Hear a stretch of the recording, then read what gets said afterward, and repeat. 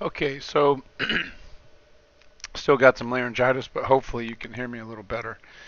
Um, right now I'm just using my half-inch drill and I'm stepping the drill bits up as I drill pretty much all the way, well, I'd say about 7/8 of the way through. The rivets, I'm using the drill bit to just very slightly increase the hole, bigger and bigger. And I'm taking my air hammer and seeing if the ball joint gets loose yet. The reason that you want to do this is because the tension that's actually holding the rivet to the ball joint is going to be reduced when you drill this out. So I'm going to keep going on here, and then I'll test it again with the air hammer.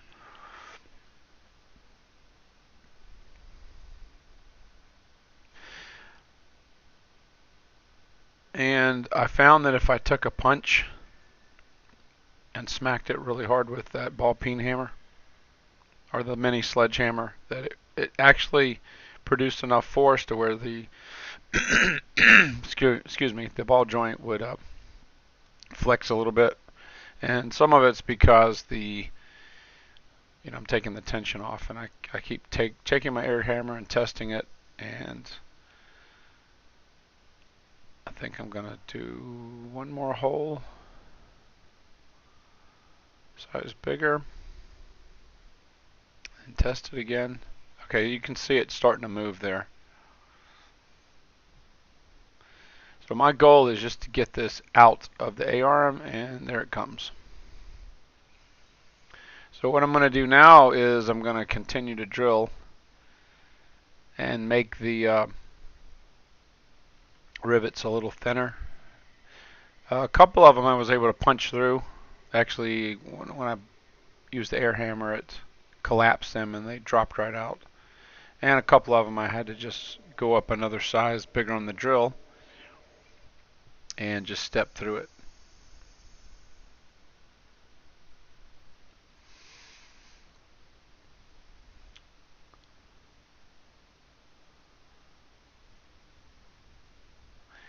This whole job, I think I broke about 6 drill bits.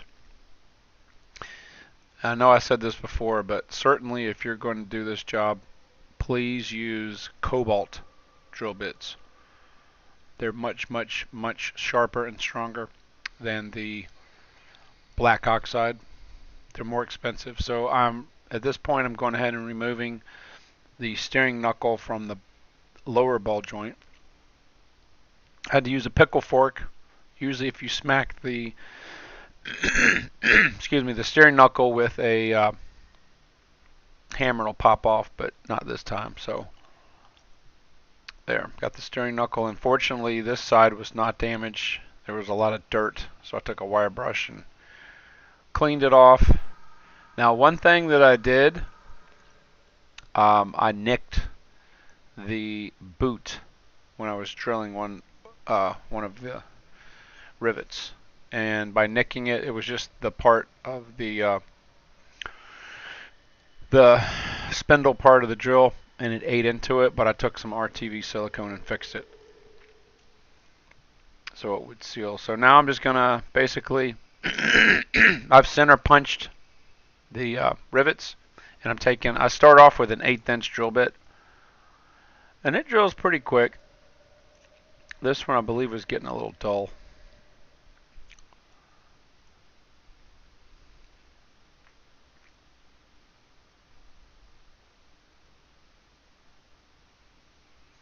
Now I would say in real time this probably took maybe an hour total of drilling. It was much faster than the other side because I just used a different technique. I left the heads of the rivets on and just drilled straight through until I could knock them out.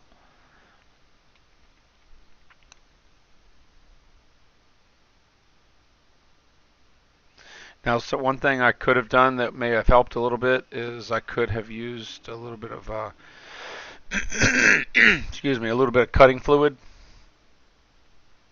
or a little bit of oil, that would have gotten a little bit of the heat out of the drill bit. But they held up pretty good.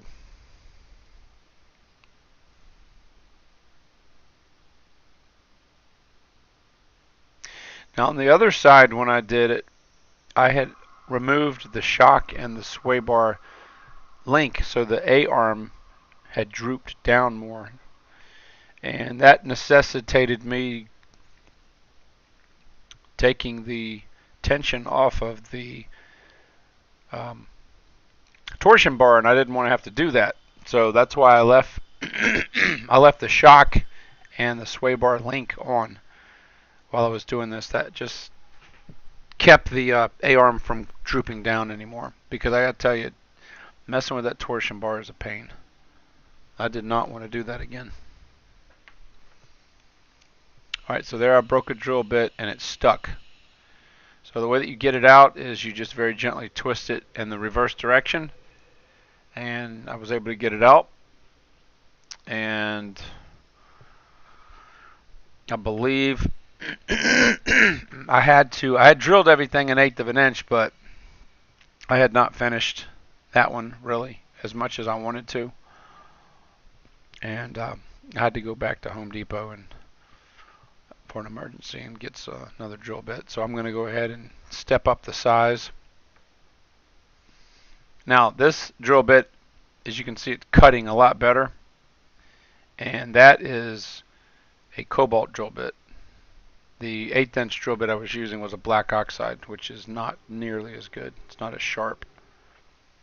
But this thing just powered through that. And having that 1/2 inch drill also helped. The only problem with it, it's just a little bulky. It's very heavy. That's the actual, I bought that in the early 80s. That's a Craftsman. It's actually a made in USA Craftsman drill. And it'll probably last. Now see right here, right there, you can see I'm barely touching the arbor to the boot. I should have used a piece of cardboard or a piece of tin or something. But yeah, see, I was looking at it and I was like, you got to be kidding me.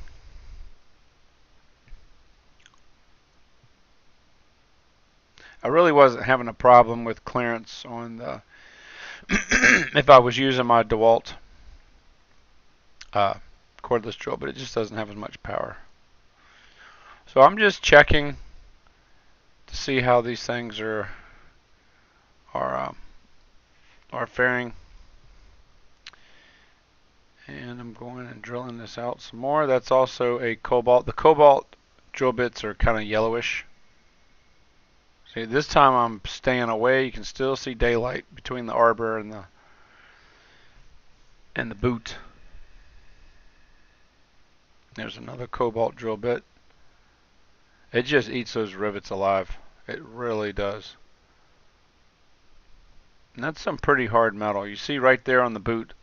And I'm using a little shield, and it worked. And it barely nicked it. So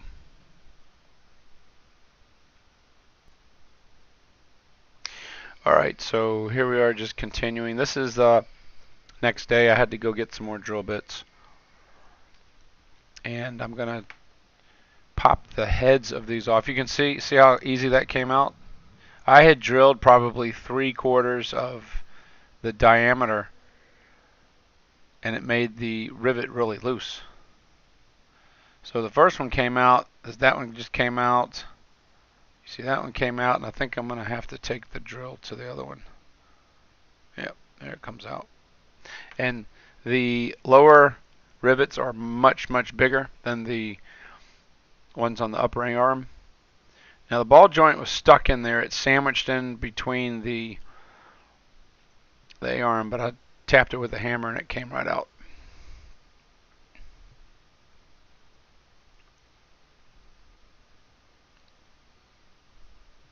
So that's the new ball joint right there.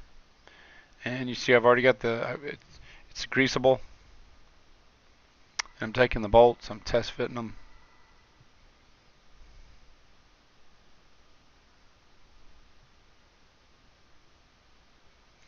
So next time I ever have to do this job, you know, it'll be really fast because I'll just be able to unbolt the unbolt the ball joints and bolt some new ones in.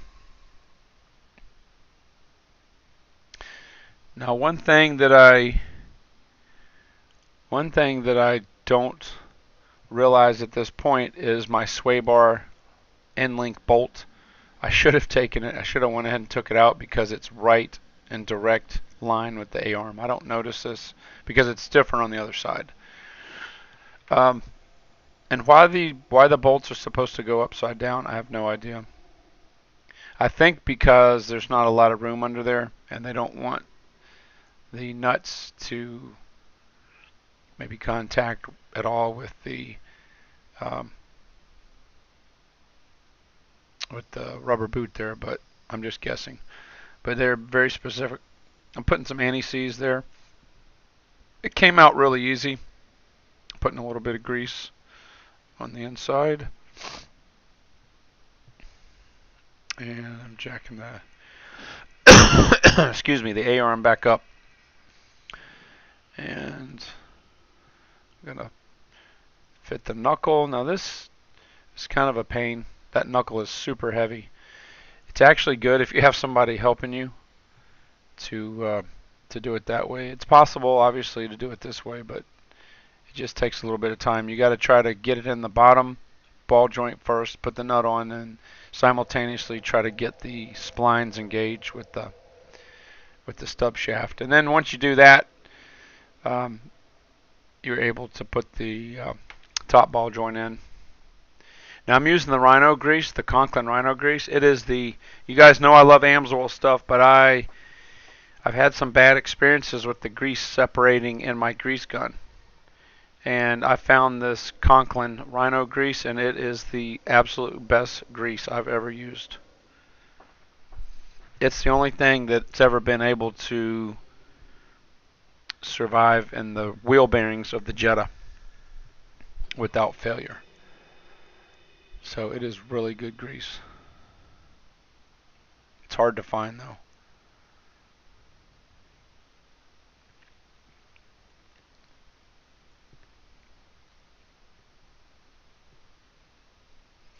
So I'm putting the cotter pins in.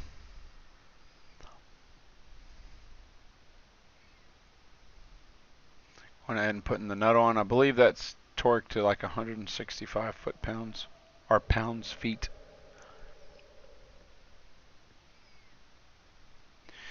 So I know this video is going to end up being pretty long, but if you guys like this style, you know, this part of the job is just boring, and I usually would cut stuff like this out, but I like time-lapse myself when you can see stuff going together really fast.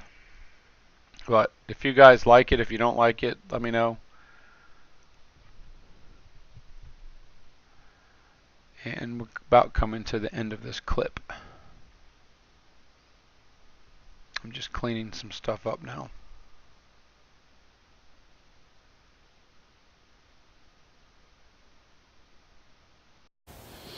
Hey guys, it's excuse me, it's Russell back, and I still have laryngitis.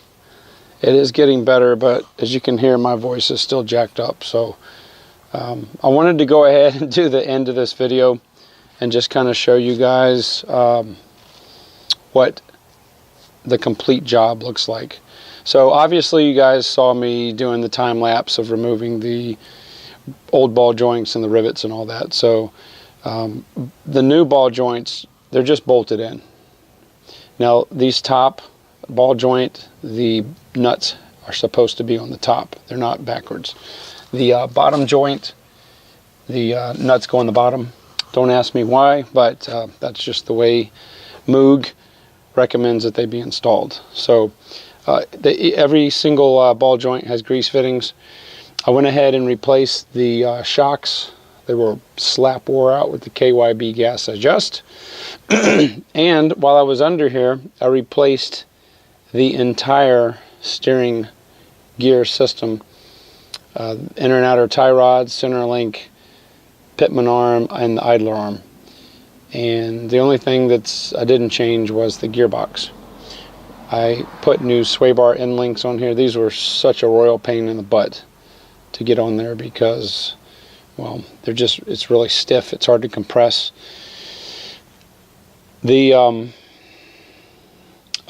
So after I got everything done, I took my floor jacks, put the wheels and tires back on, obviously, and did some string from the front all the way to the back with a jack stand at each end, and I got the distance from the back wheel to the string the exact same on the back side, if this is the back tire here, on the back side and the front side, so that the string was parallel to the rear axle.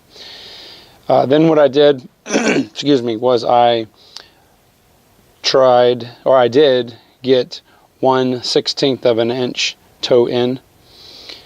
And this was so that I could actually get to the alignment shop without tearing the tires up, because they were way out. One of them was towed in really bad, one of them was towed out.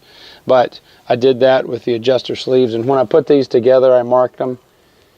So I knew which way toe in was by turning them, because they're opposite. This one goes that way, and the one on the other side, you turn it the other way to toe it in. But anyway, so when I got to the alignment shop, the technician put it on the Hunter machine, and he said, well, I can't do the alignment. And I said, why? He said, well, your camber and caster are way out. And if you think about it, whenever they install the ball joints, they're riveted in. And I'm sure they have a jig where it's set up to where the caster and camber are preset by the ball joint, because when you put this in here, the ball joint has a little bit of movement, probably a eighth to a 16th of an inch this way and this way. So when you're moving it this way, that's going to affect your caster, and this way is going to fix your camber. So the way that you correct that is by these eccentric bolts and gigantic washers. The bolt is flat and there is an eccentric. And so what I had to do, he said, I can't get it aligned. You need to go get the bolt, the GM bolt kit. So I was able to find a Moog kit, and I took it back to him the next day, and he installed these. And that way he's able to adjust the A-arm this way for the camber and this way for the caster. So he did an awesome job. Shout out to Joey Watkins Tire. The guy was really good. So everything is spot on, and basically this side is the exact same side that I did on, obviously, on the other side. So he did this same exact thing. So this project is complete. The steering wheel is nice and flat, perfectly level. It tracks straight. It brakes super straight. There's no weirdness. The steering is very tight. And let me just show you up under here while I'm here. If you can see it, got a new center link, pitman arm, idle arm, and of course the tie rods and everything. So very pleased. So I'm going to go ahead and end this video. I also just replaced the starter. I didn't film it because it's such a royal pain to do stuff underneath the car. But I want to show you guys something. I replaced it with, it took me a while to find a Denso starter. And this is the original starter for this truck, which is just a Delco Remy. But this thing is gigantic and heavy compared to the Denso, and the Denso is actually 1.7 kilowatt power, and these are 1.5, so it is quite a bit more robust. But I want you guys to hear something that's really funny. This no longer sounds like a Chevrolet anymore. When it starts up, it kind of sounds like a Jap car. I'm going to leave the camera right here and start it. Because you know, Chevys have a certain sound when they start, just like Chryslers do. But listen to this.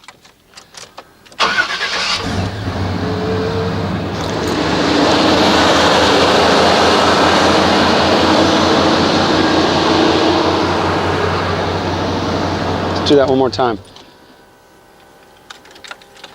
I don't know, I can't figure out what car that sounds like. But it's definitely not an American. It sounds like, I don't know, maybe an old Maxima. Anyway, if you can kind of figure out what starter sound that Denso's making. But these are awesome starters. They're pretty expensive.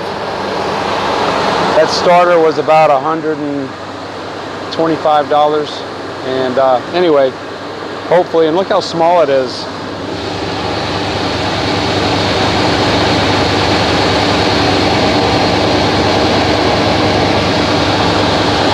So anyway, very, very pleased that this project, at least that portion of it's done. At some point I'm gonna redo the wires, the battery cables, because I don't like the side terminals for sure, and they're just garbage. It's not a good idea what GM did. But anyway, I'm going to go ahead and finish this video. This is probably the longest video I've ever made. Not only length, but excuse me, just time that it took. So anyway, guys, I'm going to come out with another video here soon, next, about something that I really like, and it solves a good problem, and I didn't even know it existed. So anyway, guys, thank you for your patience, and I'm sorry for my voice. It will get better, I'm sure. So I'll talk to you guys on the next video.